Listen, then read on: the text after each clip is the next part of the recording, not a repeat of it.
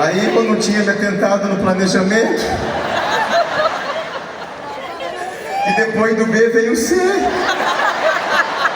Eu continuei toda empolgada. C mais A, K, põe o dedo no K. C mais O, CO, põe o dedo no CO. E os alunos... Aí C mais U, eu travei. Aí eu travei. Aí eu congelei. Os alunos me olhando. Aquele clima terrível. Os meus divertidamente correndo para achar a solução. De repente me veio uma luz. Falou, vai para a letra D. Passa por cima.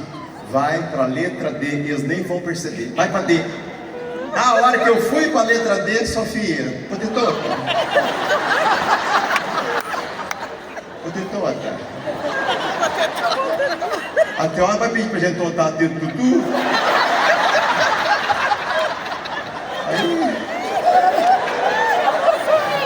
Aí eu me fiz de aham, fiquei. Eu falei que é tudo, Sofia. Que é tudo. Eu falei, é, totetota, é. E ela argumenta, é, totetota, atento, totetutá, tetoi, atento, totetutô, ató, tem total, tetututu. Tem total, tetututu. Tem total, tetututu. E ela é terrível, sabe por quê? Porque ela é má influência para os outros alunos. Ela tem um exemplo, os outros alunos vê ela fazendo coisa errada, quer fazer igual. Ela é má influência para os outros. Ela começou a falar, tem total, tem tudo. Quando eu olhei, estava quase a sala inteira me olhando e falando, tem total, tem tudo. Tem total, tem tudo. Tem total, tem tudo. Quando eu vi a diretora estava na porta, tem total, tem tudo. Porque quando está dando merda é a hora que ela chega. Ela vem pelo vale da sombra da morte, você nem vê ela viva. E os alunos gritando, tem total, tem tudo. Tem total, tem tudo. Tem total, tem tudo. A diretora me olhando, tem total, tem tudo. De repente a diretora falou, o que é ter tudo? Eu falei, é indígena, tem tudo. Você viu que não é com você, né? Obrigada, gente, beijo!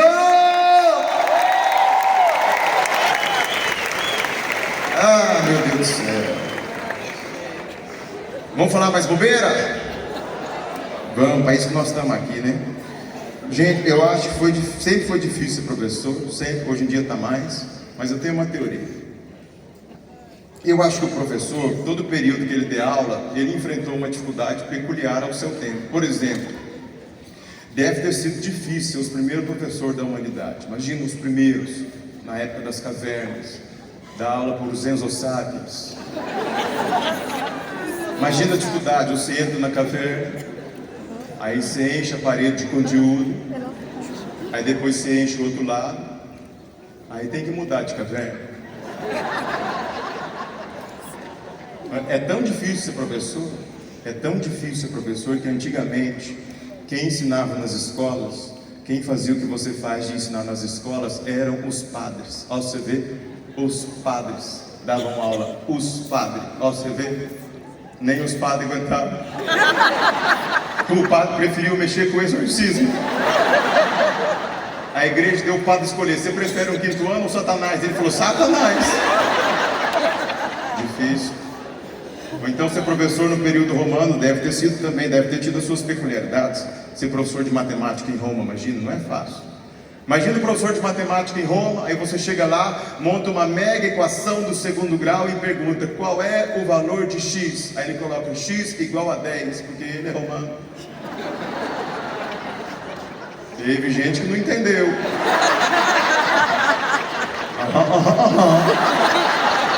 Percebi pelo nível da intensidade de risada, tem gente aqui, ó.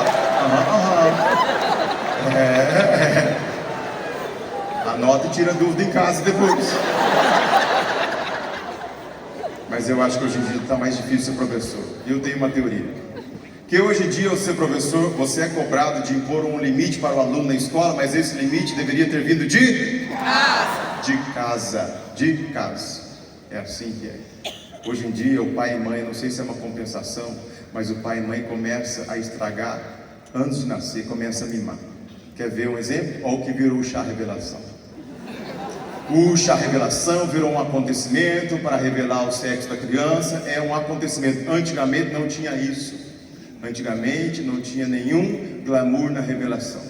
Antigamente alguém te olhava e sem que você pedisse opinião, alguém de maneira tóxica olhava para a sua barriga, examinava e falava: nossa, a sua barriga do jeito que está assim para baixo, assim ó, para baixo é menina, menina.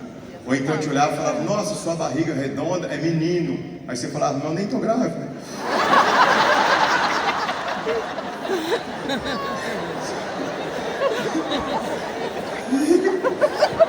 Se nascer, o nome do pai é rodízio. Era isso que acontecia. Hoje em dia não. Hoje em dia o pai e a mãe, para dar ordem para o filho, ele tem que justificar, tem que explicar, tem que dar opções. Ai filha, você prefere ir na casa da vovó ou prefere que a vovó venha até a nossa casa? Ou você... Não, na época da minha mãe, quando eu era criança, minha mãe dava ordem, ponto, final. Não tinha parentes, não tinha dois pontos, não tinha explicação, era ponto, final. Vou te dar um exemplo. Todo domingo, a gente religiosamente passava na casa da minha avó. A gente, querendo ou não, domingo era dia de passar na casa da minha avó. Na casa da minha avó. E o que tinha na casa da minha avó? Só minha avó. O dia que minha avó não tirava a dentadura, a gente não tinha com o que brincar. O que era o mais parecido com o Lego que tinha era a dentadura dela, que sortava e encaixava. A casa da avó com as coisas da avó. Tinha um sofá grande da avó, os travesseiros com cara de cavalo da avó, uma estante grande, uma TV gradiente de tubo bem no meio, estante enorme com várias repartições, cada repartição uma foto. Morreu, ia para a estante, morreu, ia para a estante. Parecia a abertura do Big Brother, tudo preto e branco lá. Se você soubesse, tudo morria, ficava na estante. Um elefante com a bunda virada para a porta. Ah, disse que é para trazer dinheiro, nunca levou. Um quadro de Jesus que te olhava assim, ó.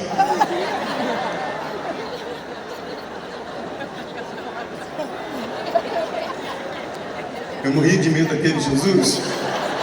Minha avó falava que era orar e vigiar. Eu falava: vó, esse é só o vigiar. Eu tentei várias vezes escapar dele, não consegui. Várias vezes eu tentei distrair ele, várias vezes. E voltava, várias vezes. Já fiz igual até a Virgília, que eu fiz embora.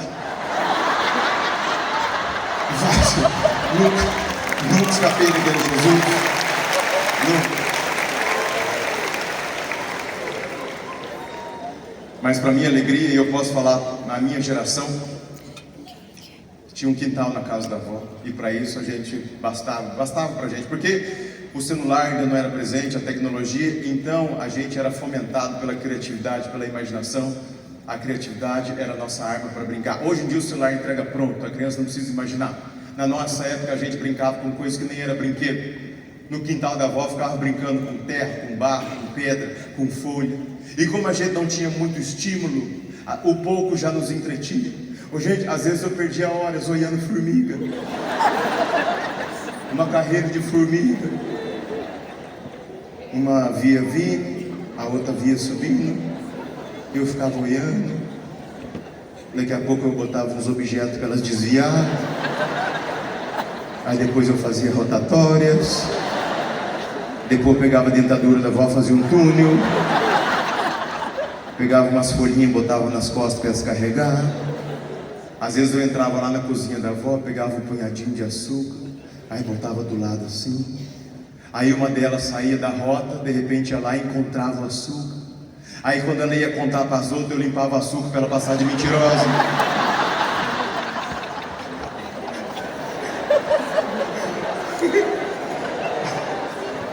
A hora que ela voltava com as amigas e não tinha mais nada, eu via as formigas discutir: porra, cadê o açúcar?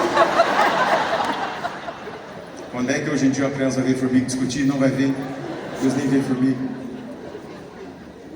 Minha mãe era bruta, sim era sim, ou não era não. A minha mãe cortava o cabelo em casa para economizar.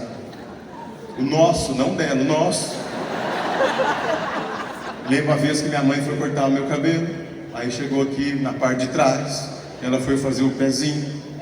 Aí ela não estava se acertando. Aí cada vez que ela errava, ela corrigia mais para subir. E foi me dando um desespero que eu senti que meu cabelo já estava na nuca. Eu comecei a chorar. A minha mãe, a hora que eu cheguei na escola, meus amigos só tiravam sarro de mim. E meus amigos falavam que eu nem tinha um pezinho, eu tinha um joelhinho.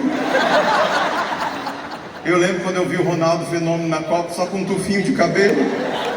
A primeira coisa que eu pensei foi, acho que foi a mãe dele que cortou. E não podia nem chorar.